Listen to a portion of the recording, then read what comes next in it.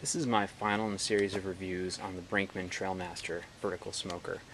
I have the smoker in use right now, and I have it fully modded.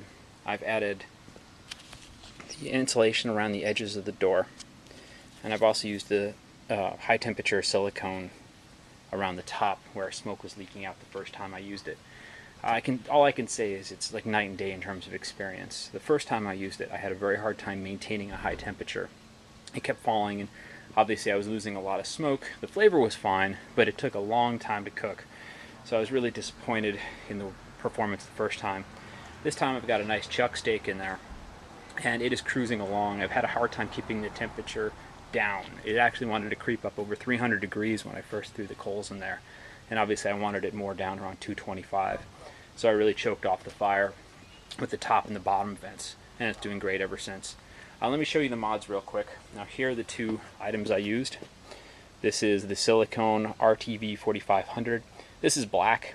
Just for cosmetic reasons I decided to use black, both for the silicone and for the insulation around the doors. Both of these are high temperature, and both of them come from a company called BBQ Gaskets.com. They have a few domains, barbecue smoker mods, things like that. Anyway, I was happy with the company. I bought both things on Amazon.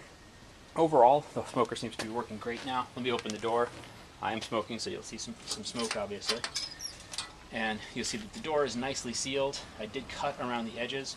All I did was take little 45-degree cuts out of the edges of this about halfway through so that I could bend around the corners, because you can see there's nice curved corners here. So I did that, and then I ran a small bead around the top edge. If you watched one of my early videos, you could see that water was actually leaking out the side over here. And you should actually be able to see a little bit of the damage over here. Well, not damage, but the leakage. You can see the streak marks over here where water was running down. No water, nothing leaking out the sides. You can easily see smoke, especially along the top of the door and over here in this spot. None of that's leaking out now, and I'm getting a good smoke coming out of the top. Anyway, the mods worked great. I'm really happy with the smoker now that I have it modded.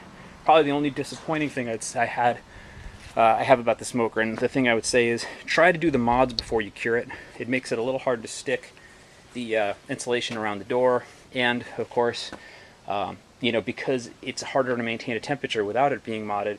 I wasn't really comfortable that the oil got above 400 degrees for a long enough time to really set the oil and bake it on, give it the nice no-stick surface. So I'm a little worried that I might end up damaging the smoker a little bit with the water in there. But nothing to be done for it now other than if I do get damage oiling it and trying to recure it again. Anyway, that's all for now. Happy with the smoker. I think it's a great smoker, and I'm really looking forward to this chuck steak. Anyway, that's all for now. Thanks.